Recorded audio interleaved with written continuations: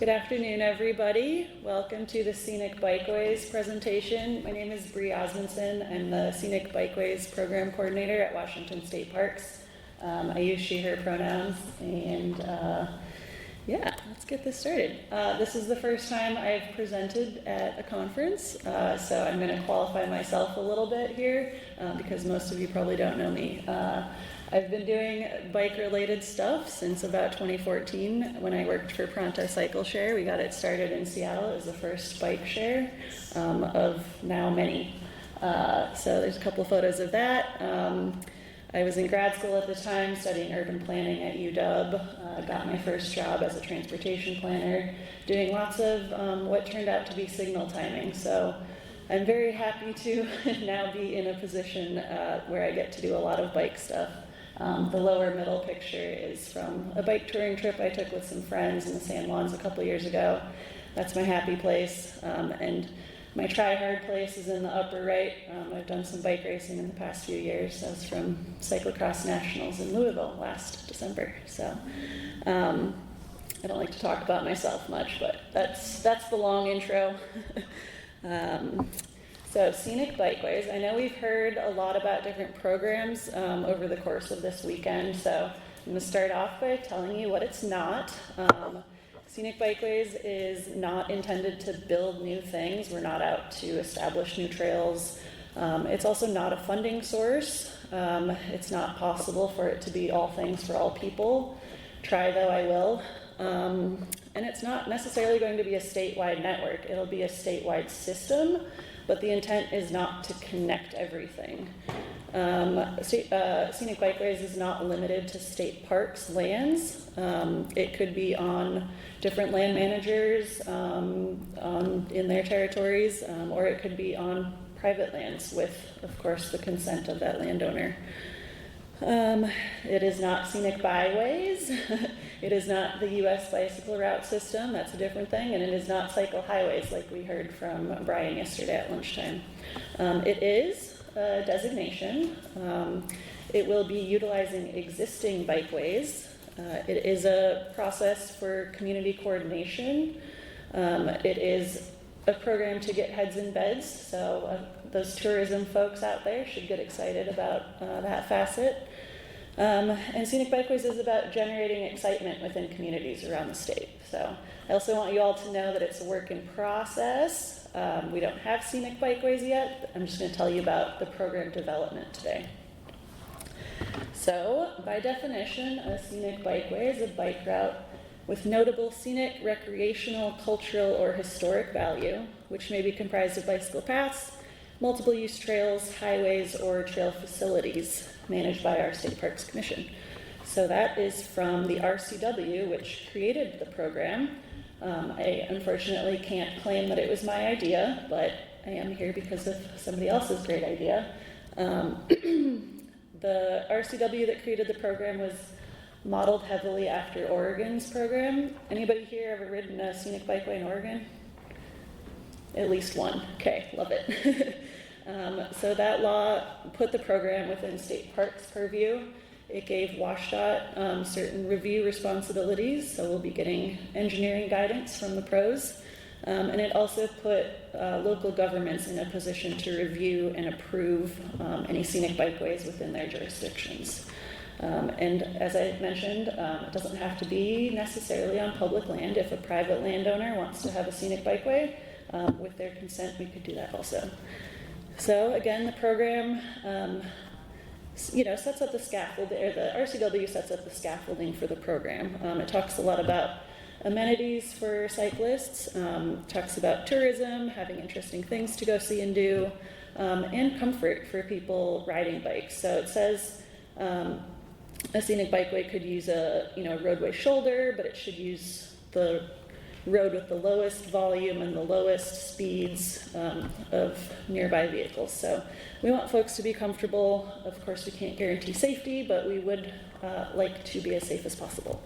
And again, those scenic, cultural, historic, and recreational values will come up a lot. So the two phases of this program are, of course, program development. You have to make a program, and then you get to implement your program. So So far, we've gotten a great draft of of the scope of the program and some goals, a nomination method and requirements of different routes, evaluation criteria to go through and figure out, what are the best bikeways within Washington State, and what is the designation process going to be. So I'll talk about all those things. And then once we have the program fully developed and finalized, we will launch it to the public and start accepting nominations. So that is something you all can start thinking about after you leave today.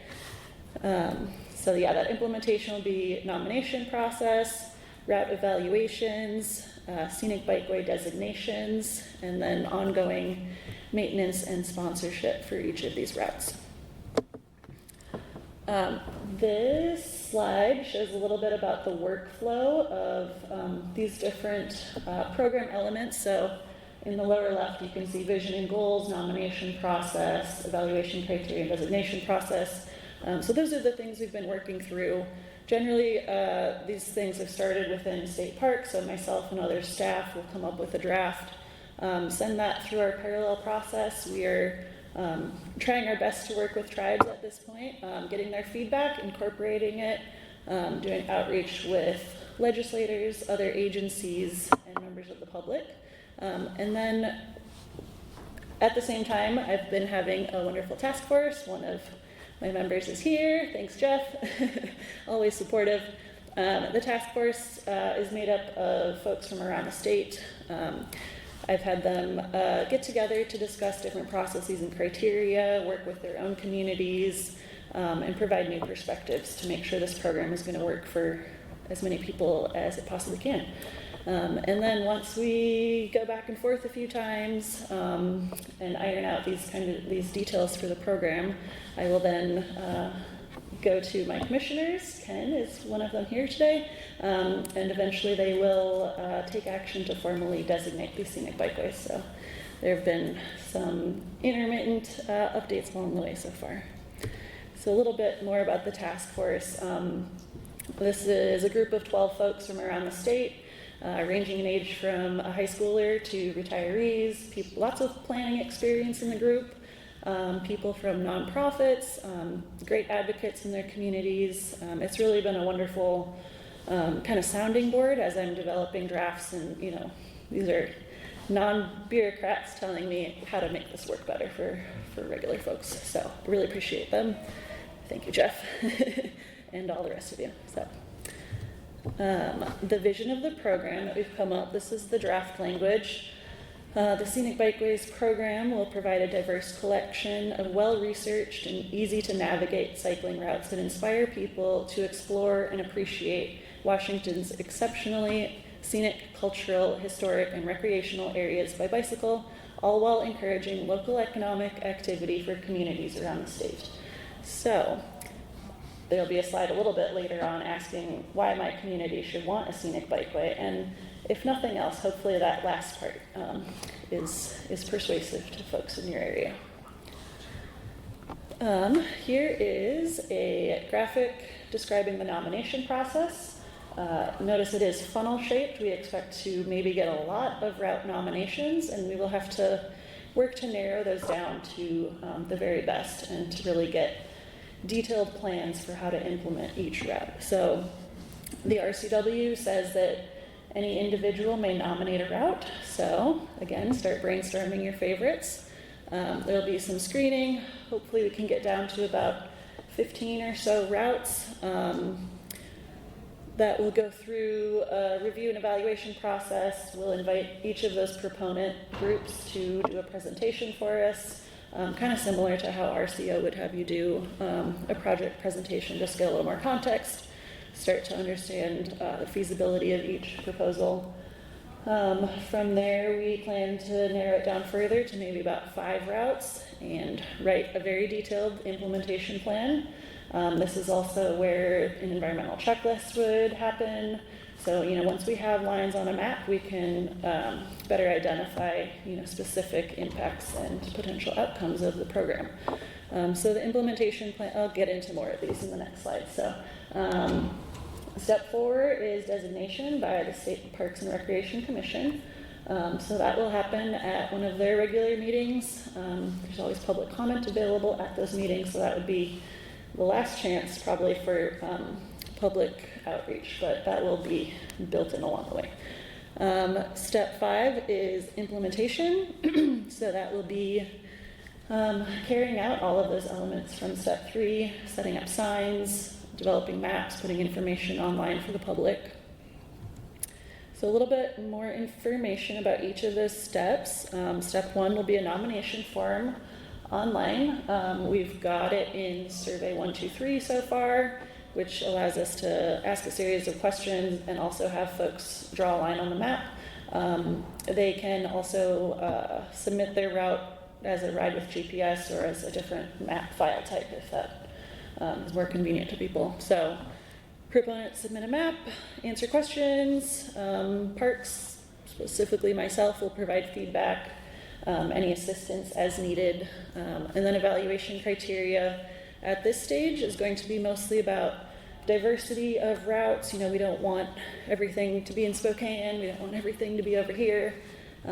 So evaluation criteria early on is probably going to be more about balancing different experiences. Is this a multi-day touring kind of thing, or is this like a family-friendly 2-hour trail ride near your house? So it's going to be a lot of balancing the different needs of folks across the state. So I love this map from the Washington State Tourism Authority too. It just shows all the different nice places to go. I know when I've got family or friends coming to visit me, I'm like, where do you want to go? What kind of experience do you want to have? We could go wine tasting, we could see volcanoes, we could, pick your adventure.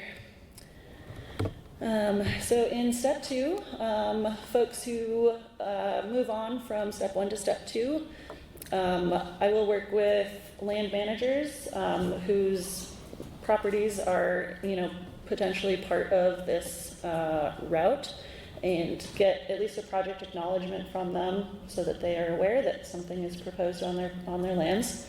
And at that point, schedule a virtual presentation with the proponent group or person, and they can share a little bit more context about, why this is a great place to go ride your bike, what makes it special, what can you learn, what can you see, where can you stay if that's relevant. Evaluation criteria in this step are going to be about providing high quality routes, experiences, and amenities for cyclists. So there'll be a little bit more nuance here. Hopefully we can suss out some information about whether there's community support or opposition. How much of an uphill battle might this be to get designated? Is the route co-located with locally developed bike infrastructure? Does it use the lowest volume roadway? Oh no. Okay. Support seasonal events, different amenities. So these criteria are still in draft mode, but this is kind of the direction that we're going.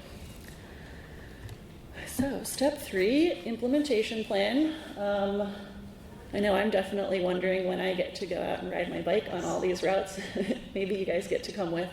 But there'll be definitely site visits in the implementation plan step, so we can really, make sure what we think is true is actually true. So parks will lead the plan preparation with maybe some help from the proponents. Who the key people, the leaders in your community are, how things actually get done in various places. The implementation plan will include components like an outreach plan, a sign plan, a maintenance plan, potential financial sponsors, or sponsorship in the like an adopt a mile, like volunteer ongoing maintenance. So evaluation in this step will be about confirming the feasibility, as I mentioned. This is when we'll bring in WSDOT and make sure we should zig and not zag in this spot, and making sure that they don't have other plans in the works, and that'll be a similar conversation with local land managers. So this is also when we will do a SEPA checklist once we have a specific project identified.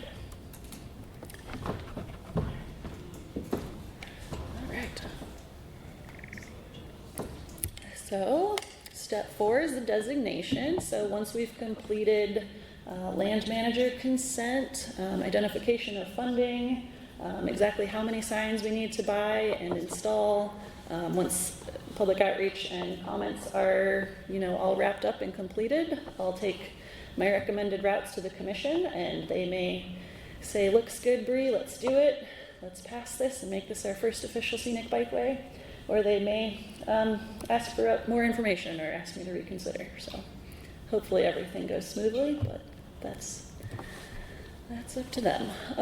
Step 5 is implementation. So we'll begin to take all those steps from the implementation plan, start installing signs, start developing really pretty maps for folks to follow, and putting that information out there. So the other thing is that this process is going to be iterative. I'm not trying to set this in stone. I mean, we haven't done it before, so if something truly doesn't work, we have the ability to adapt a little bit. And we also want to do periodic reviews of these routes after they're designated. So, if conditions totally change, or if we need to take a more dynamic approach to management, we can certainly do that. So, yeah. So your local leaders may ask, why should I want to do this? What's in it for us, or what's the liability? The liability is that there is no liability. Scenic bikeways are going to be designated on places people can already ride their bike, so there's no change there. But that's a common question that I get. Other reasons that your municipalities might be interested are from the tourism aspect. So heads and beds, this might stretch out the tourism season to include shoulder season a little bit more, especially if you've got indoor accommodations. Hungry and thirsty people want to come and visit the sites in your town or your county. There's a relatively low level of investment required for Scenic Bikeways compared to building an entire new trail system, or this is going to be a pretty scalable program, I think. So just once we get the first few, I think the ball will be rolling. People will hopefully get it. So. Potential resources for developing a sign plan, developing marketing, doing maintenance, ongoing management. So state parks, of course, is going to have a large role.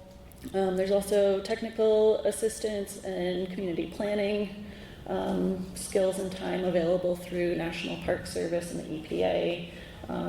If there are particular specific asks, I think probably everybody here knows about RCO resources that are available. State Parks Foundation is sometimes an option for kind of smaller level projects. Wash.Bike Ped could be a funding source for certain things. Depends what the ask is. Similarly, Rails to Trails Coalition, if the bikeway includes a rail trail. The State Tourism Authority and local destination marketing organizations. Those DMOs have been very active in Oregon as route proponents, so definitely interested in having things to come visit in their communities. So private sector and community fundraising may also be options. So what is next? I'm still working through my tribal relations process on this, so trying to have meaningful conversations with all of the tribes in the state, because it is a statewide program.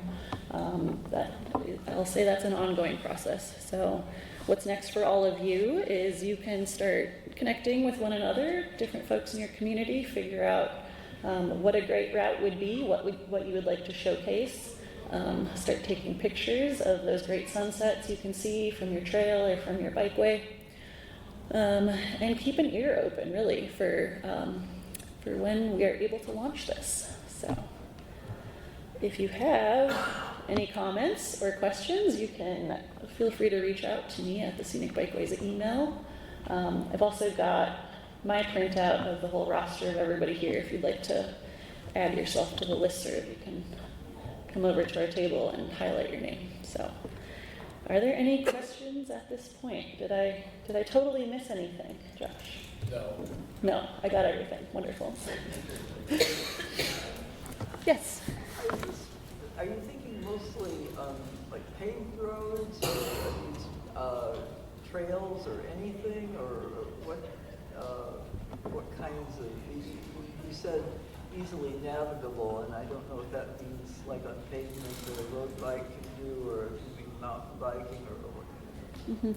The question was what types of bikeways we're looking to include, like paved roads or gravel trails or what have you.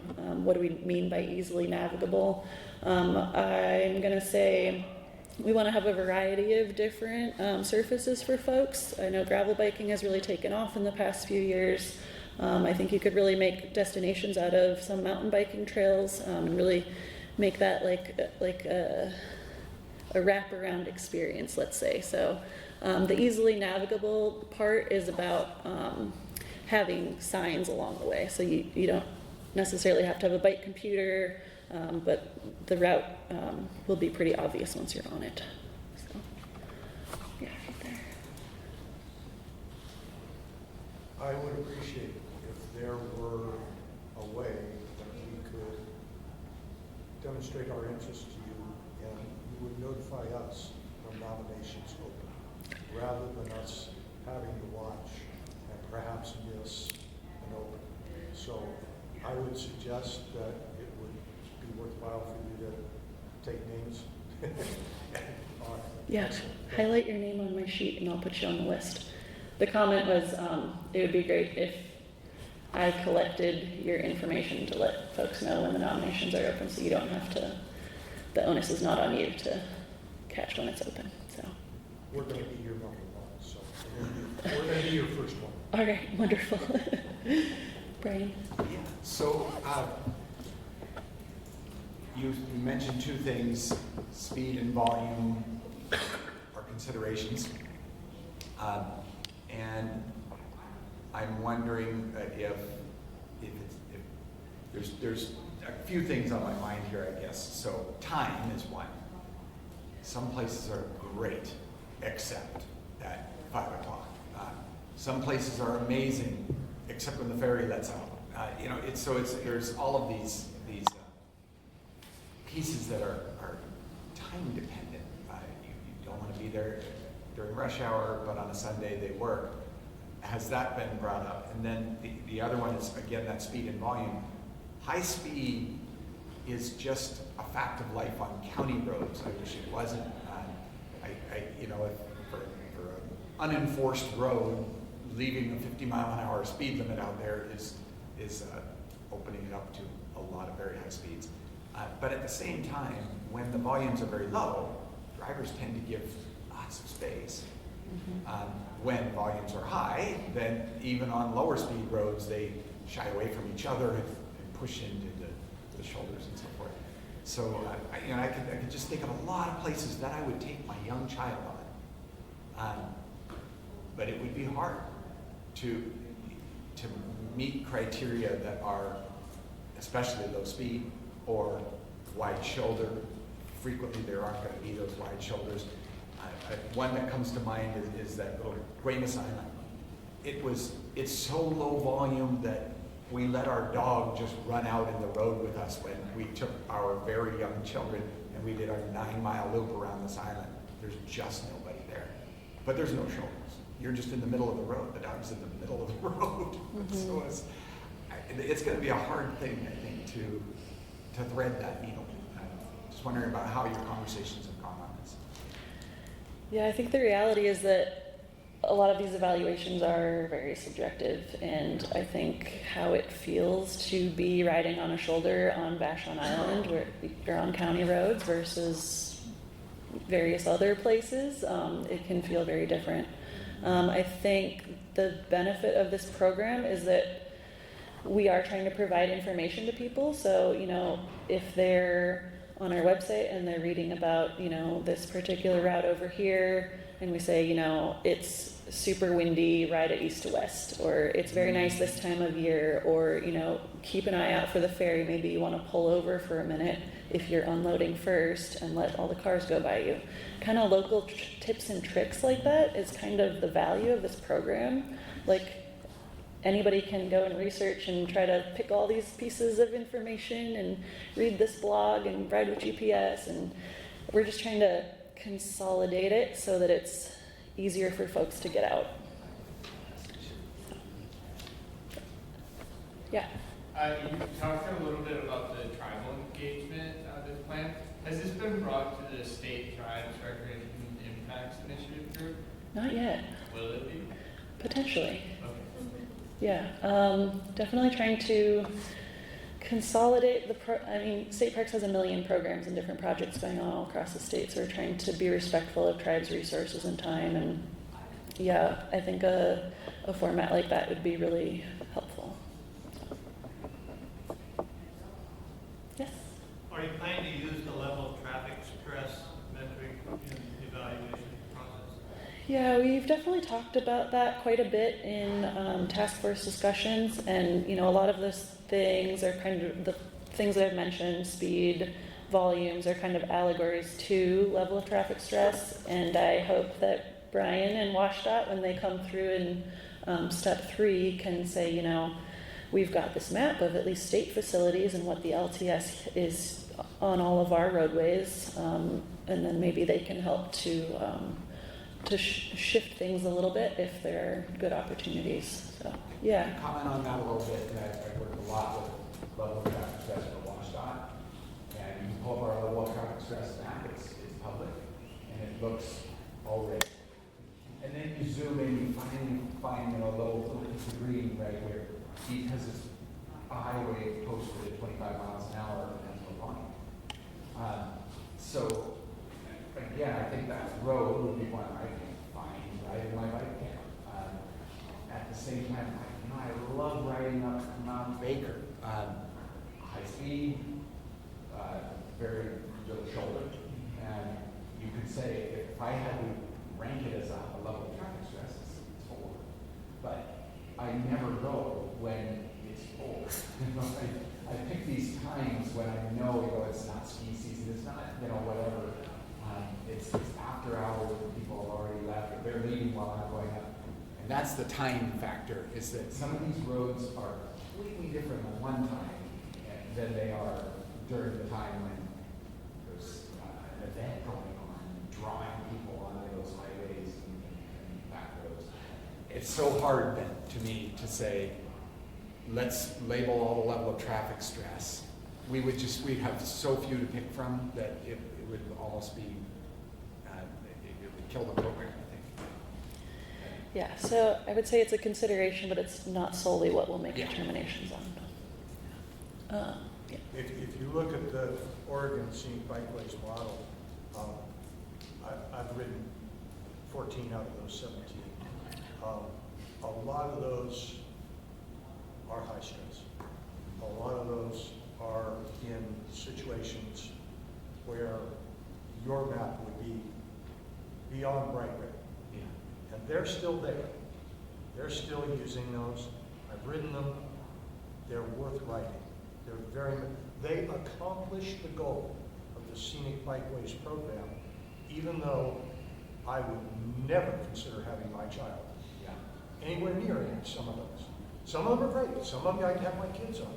So I would hate to see us limited to something that's only bikeways that are safe enough for little children. I would like to see us have some adult entertainment in this mix of things that are so scenically special. It's worth the risk. I hate to say it that way, but it's worth the risk to ride. So, And I think that's a couple calculus times, yeah. that we all make when we Yeah. get out on our bikes What are on the the road. benefits? What are the And benefits so, versus the hazards? Yeah, I mean, we all know that certain roads are better than other roads, and we would just like to highlight those that are better. Just to clarify that rail trails are included in this, correct? designation mean in terms of future funding for the upgrade of some of those rail trails? I think of the Willapa Hills Trail or the Klickitat Trail for that matter. You know, both are in need of being popularized and, you know, used and of improvement as well. So what can you say about the designation helping them getting funding from whomever for improvements? Brian, you review grants. How would that affect your Yeah, interpretation? so I think that's a great point. And so I can tell you this. We have the United States bicycle route system, which I think does accomplish some of what you're Yes, talking it about. does. It probably appeals, that system probably appeals to 1% of the bicycling population. I think you're looking to appeal to a much larger percent than one, even though it may not be the people who are completely uncomfortable where the speeds are posted at 50 miles an hour. Some people will never be comfortable there, or where there is no shoulders, even though the volume was low and it was otherwise pretty approachable. So for our USBR system, and we've been asked this question many times, if we get it designated, what kinds of grants and things come with it? It is a route that has been designated and nothing more. We have no obligation to that route. We don't even have to sign it as a USBR. And we leave it up to somebody to find the funding to actually put the signage on. So we have signed a piece of the USBR 10, which goes along Highway 20, and that's only in Skagit County because Skagit County got a separate grant to do a pilot project for signing the USBR. It was supposed to help people understand in other parts of the state how to sign. So I don't think there's necessary, by designating it, does it give it funding? No. Does it give it attention? Probably. And so that's, for example, I was contacted at one point by a person at WashDOT who said, we have a user complaint about shoulders on SR2 or US2 that we all took to get over, some of us took to get over here. And should we be we have really limited shoulder development funds. We have an entire state, 7,000 miles, some of it already has shoulder, a lot of it isn't. Is that where we should be focusing our shoulder funding? And my answer was, we have some places that are designated as a USBR. Our shoulder funding probably should go there if we were choosing between two. Most of US2 is really inaccessible to a bicyclist. It has no shoulders at all. It would be many millions of dollars to upgrade all of the bridges and everything else. And hopefully someday they do it, but its near-term facility would be very good. Whereas we designated USBR, we recognized it as having somewhat better value for bicyclists than US2. So so it does come into the conversation. It might come into the conversation for a grant that this particular grant application is for bike lanes through this community, and it's on USBR. Here's an identical community, and it's not. It might edge them over on those very tight points because everybody gives us amazing applications, and they differ by tenths of points at the end. So yeah, that might be good. Yeah, I think, while there's no funding necessarily tied to the program, I think designating a route does give it certain political power and puts some community weight behind it and demonstrates that it's got support. So maybe, but yeah, it's probably in those tenths of points area. Jeff? I have been wondering through this process if the nomination is going to be strictly a grassroots thing, or is there an expectation that various state agencies will nominate their assets as part of this? Are we relying on the people and the people alone to throw things like Cascade Dipalus on the nomination sheet, or are WSDOT or Parks or anybody else going to take the lead on that nomination process? I was thinking about this last night, actually. You know, if there's dead silence and nobody wants to submit a route, I'm gonna start drawing some lines on maps. The RCW says any individual may nominate a route. It doesn't necessarily put it in the ballpark of parks or of DNR, of WSDOT to say, you know, you have facilities, you should be using them in this I way. see where there would be a perception of, you know, conflict of interest, of bias or something if DNR or WSDOT or Parks nominate, you know, I'm gonna say, well, of course they're gonna do it, you know. So I just don't know how that's gonna, it'll be interesting to see how that pans out and whether you get the grassroots interest in Yakima or Ellensburg or Palouse or, you know, Bend and get people to make those connections and get those things in. Yeah, I guess we'll just have to see how it plays out, but I think I'm gonna keep beating the drum and trying to, Yeah. you know, gather support like this, so.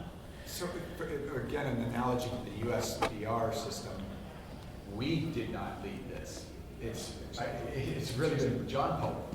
You know, he is a wonderful guy. He would go out to the various counties, and we actually would go to their regional transportation planning organizations, and he'd say, I'd like to do a presentation, show you what a USBR is.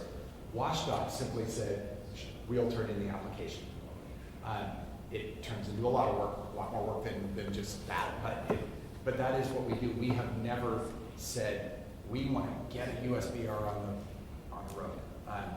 And so it's really a grassroots thing, but it did require it, and John Pope understood, and I think this is going to be one of the hard parts, is he needed to get the jurisdictions on board, because then you get this, a bunch of county commissioners would sit around and say, yes, we'll sign on to go that.